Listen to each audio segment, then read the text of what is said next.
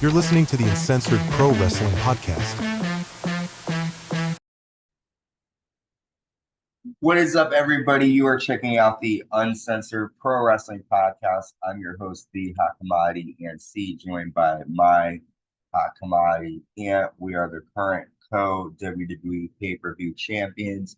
And tonight we are covering WWE Friday Night SmackDown from May 17, 2024, live in Jacksonville, Florida.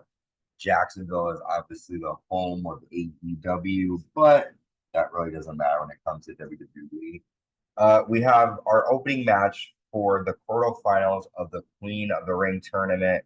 WWE Women's Champion, Tag Team Champion Bianca Belair taking on Tiffany Stratton, and there was a lot of noise about, Bianca being pregnant, and so I thought she was. So when she came out, I was surprised that she actually was fighting.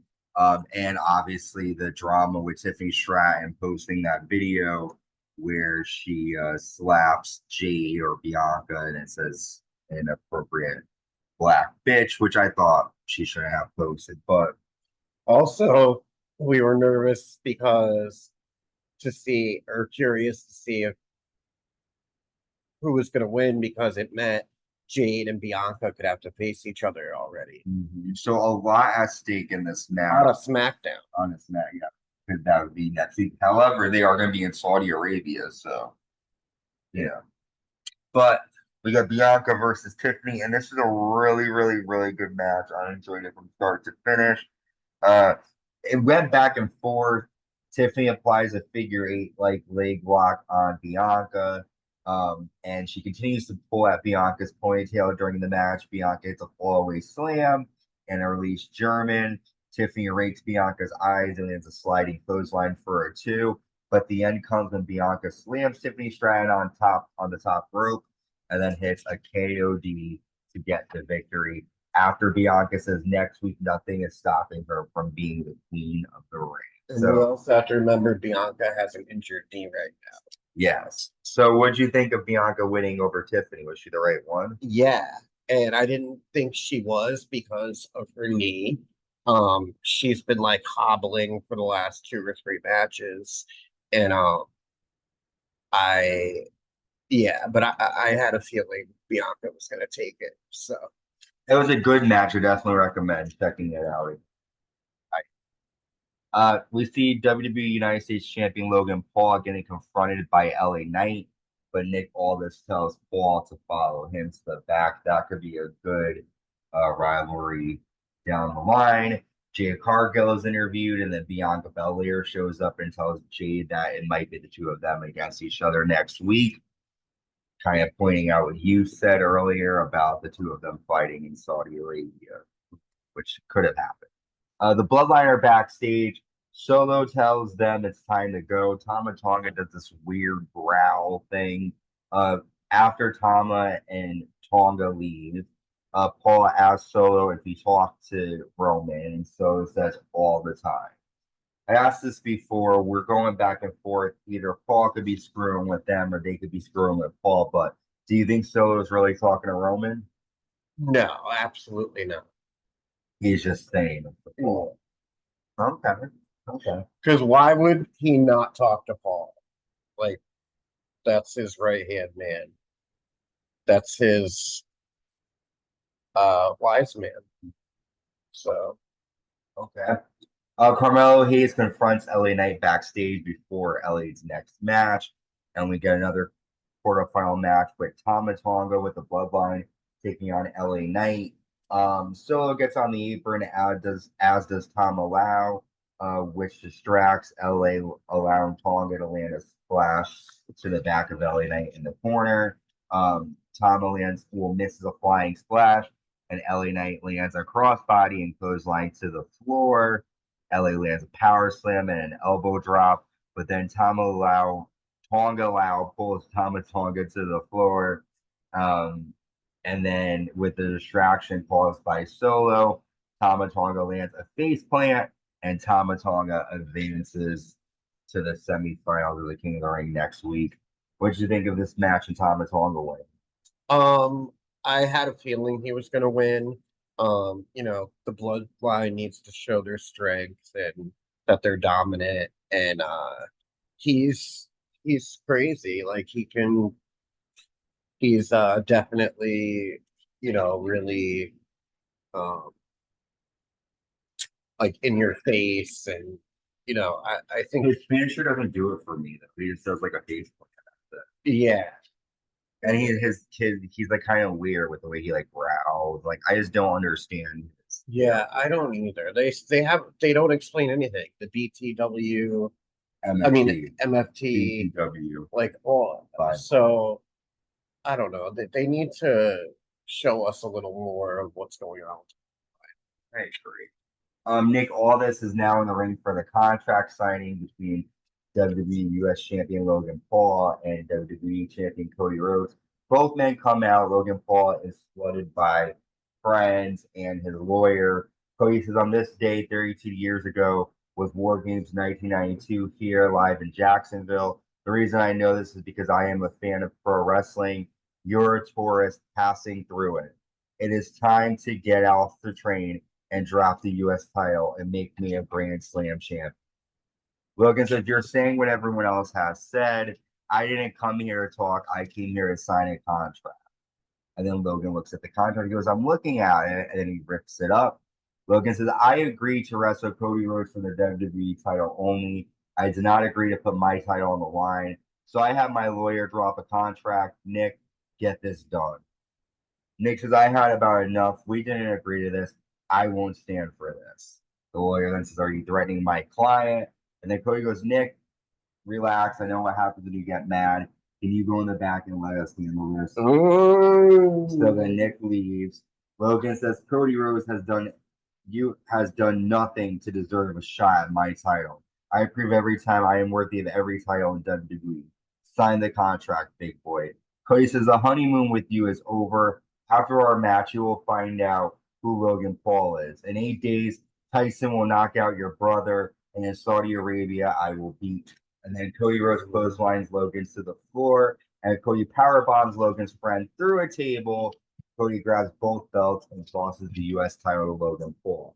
So you said something interesting to me earlier that you think there was something else in the contract or so. I do. I think that my guess is that it's going to be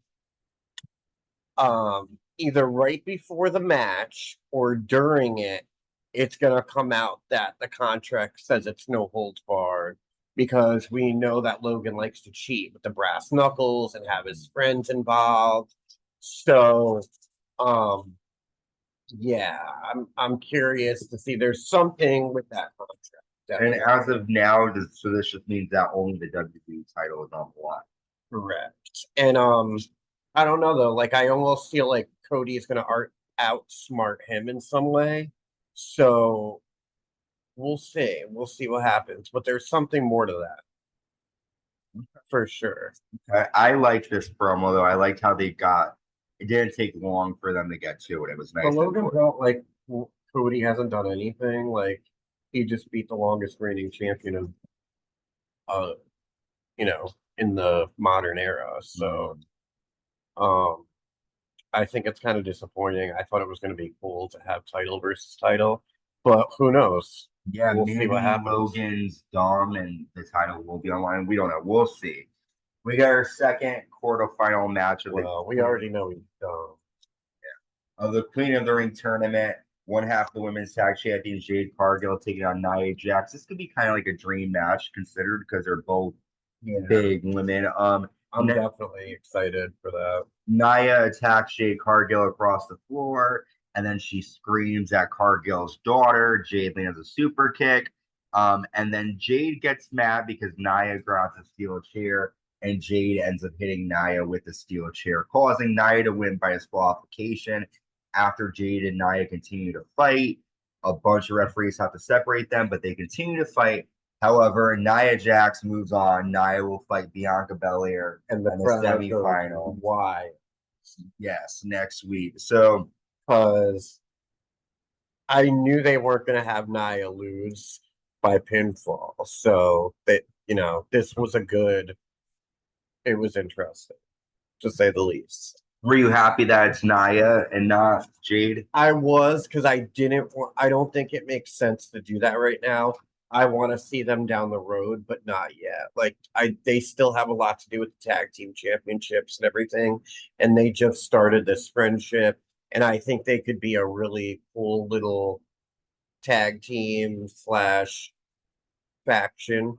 Um, like maybe the two of them and Naomi or something. I don't know, but um, it's good, but not yet. Okay. Next, we'll talk about this before the match. We get a QR code again, and this time we see it looks like a little boy. He's wearing like a skeleton, kind of like a Halloween costume. They say it's definitely either gray or both. Yeah, and their eyes are like sort of like blacked out. And it just says, what does it repeat over and over again? Um, He he is not. He's part of. he is part of it's just something about how he is part of us, similar to what we've been seeing the past couple of weeks. We then get a video package of what was on the WWE Twitch stream, which is the missing therapist interviewing somebody. We don't hear from the person. We just see that this person, remember on, was it Raw, where we saw all the different little pictures of the notes? We're seeing how that took place. The person that's being interviewed keeps handing her these notes. And then at the end, she looks nervous, and then it all just goes away. They also mention it again on SmackDown and actually play a clip of the therapy for the first time. They play a clip of it. So I'm excited. I definitely something's happening at King of the Ring. But next we have DIY taking on Legado del Fantasma. The WWE Tag Team Champions A-Town Down Under on commentary. Basic match, DIY get the win after a meet in the middle. And I do think that DIY should now be able to challenge for the tag titles. Yeah, I have a feeling they're not going to stay champions soon because they're really not that interested. Yeah, they're not really doing anything. A-Town Down Under. I like them, but yeah, like at least like Cody and R-Truth, they've been out there and like doing stuff. Like I don't know. The other thing too is like as we're watching the Attitude Era, cheap plug, check out our Attitude Era series. Like the tag titles and the regular titles will switch hand all the time on Raw and SmackDown, so they should start doing that. Yeah, make it more interesting and surprising. We then see AJ Styles backstage. He says next week he is going to Nick Aldis's office to talk about his future, which means a lot of different things. People are thinking, oh, he might be trying this AJ Styles. Oh. Then Chelsea Green and Piper Niven. I'm sorry, you said people think he might be left. Well, not that he's leaving, but storyline, he looks like he was upset and wanted to leave, but that doesn't mean he's going to leave. That means he's got a challenge for a title. Chelsea Green and Piper Niven argue with WWE Women's Champion Bayley backstage, and Bayley challenges Chelsea Green to a match for next week. Then we have our main event, the final quarterfinals match, Randy Orton versus Carmelo Hayes. I like this because they're seeing like the future versus the old generation in this match. A lot of back and forth action here. Carmelo lands the first 48, gets a 2. Orton lands a draping DDT, and then Carmelo Hayes jumps into a springboard, but gets caught in an RKO by Randy Orton. Randy Orton defeats Carmelo Hayes. After the Bloodline come out and Randy Orton says, "Are you trying to intimidate me? I am a 14-time champion, and I will be the king of the ring. Let me introduce yourself. Let me introduce you to the 3 most dangerous letters in WWE, RKO." So, what do you think about Randy Orton winning? And we now know Randy Orton will face Tama Tonga in the semifinal. Honestly, I think Randy Orton should be king of the ring. Since he's come back, he's been like the most dominant, crazy, like every match he does is awesome and he puts on a show, and they need to like start raising Orton up. Like he should be a champion. Like he's amazing. And like I don't think they're like giving him important enough spots. So I think that right now, like, I know he's been champion 14 times, but like, I think he needs something to elevate him right now and Well, show he's not just, I think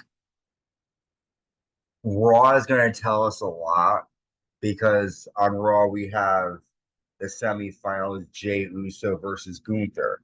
They could pull a Bloodline versus Bloodline and have Tama fight Jay. yeah. They could do Randy versus Gunther, which would be good. We haven't seen that before. So there's different things that they can do. So I'm excited because I still don't know who is going to win. I do think Orton deserves it, but I really don't know what WWE will go with this. If Randy doesn't get it, who do you think will? Tonga? Well, that's who it's down to. On SmackDown side of it, it's only Tama and Randy now. So one of them has to win and go to the finals. No, but I'm saying for the final. Can you see Tonga winning the King of the Ring? No, it would either be Gunther Gunther or or Jay. Yeah, I think it's. I have a feeling Randy's gonna get screwed out of it, and then Randy and Kevin are gonna show up and fuck up the bloodline, and then Gunther or Jay will win. I really think they should. Listen, I don't want to see Gunther lose, but I think it would be a good opportunity to do Jay versus Tonga because they're in Saudi Arabia. They like the bigger matches. I mean, but a big match or in Gunther. So who knows? I mean, there's so many different things they could do. Yeah. But storyline wise, I think it's important for Jay to And it could meet up with be the bloodline Tonga again. versus Gunther. Gunther too. That would be good. I But- could see that. But there's no story between them. And it's like heel versus heel. You know, who do you really want to root? I think that people would go for Oh, yeah, but like in terms of like storyline, Yeah, you want to have a good guy. Like, well, we've covered everything from SmackDown. We've got two more where we got an episode of Raw, an episode of SmackDown, and then we have the King and Queen of the Ring live in Saudi Arabia. A lot of great action here, and we'll be covering our Attitude Years, so keep looking out for that. Thank you for checking us out. Make sure you subscribe, like, leave a comment. Until next time, stay safe and stay uncensored.